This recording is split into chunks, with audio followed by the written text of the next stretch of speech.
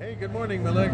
Now we're here with Ann Botticelli from Hawaiian Airlines, and we're going to talk about one of those underpinnings of the whole change project, and that is the environment, which is very important to the 6,000 people who work for Hawaiian Airlines. Maybe we could start by having you explain why airlines in particular are looking for ways to be as good as they can as stewards of the environment.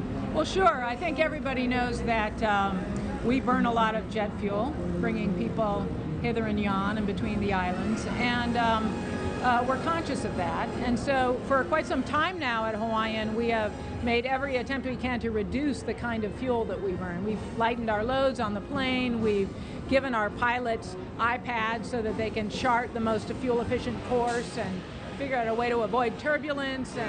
And those iPads are actually lighter than the heavy briefcases of paper that they used to carry. They have a double purpose.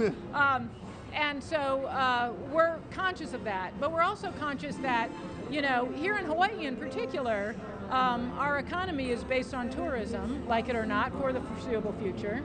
And key to that is the sustainability of our place. So we're very interested in the sustainability of Hawaii, the environmental sustainability.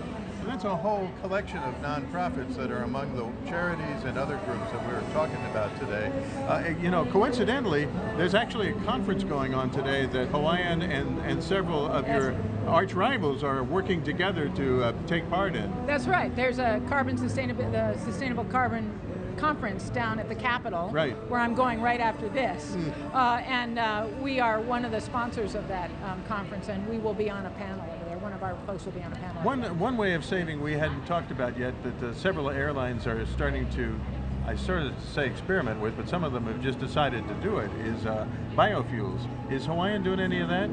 No, that is a very, very complex area that I think is going to take a lot more research and thought before anybody can do that on an industry-wide basis.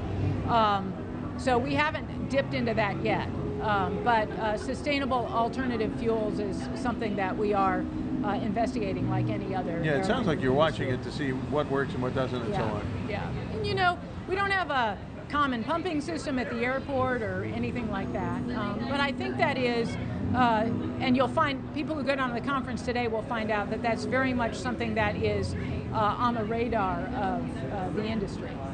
That's also, broadly speaking, something a lot of people are looking for now, which is environmental solutions that start with stakeholders instead of trying to impose a solution. So I guess you're pleased to be consulted at the beginning of this. Yeah, that's absolutely. Okay, so what's Hawaiian going to do in the next year that may additionally save some of its fuel costs or other costs that are related to the environment? Well, you know, I think we're still, we've been involved in several things that we're hopeful about. For one of the reasons that we were invited to participate in the change framework was some of the work we're doing with other businesses in town as part of the Sustainability Business Forum, as part of the Hawaii Green Growth Movement.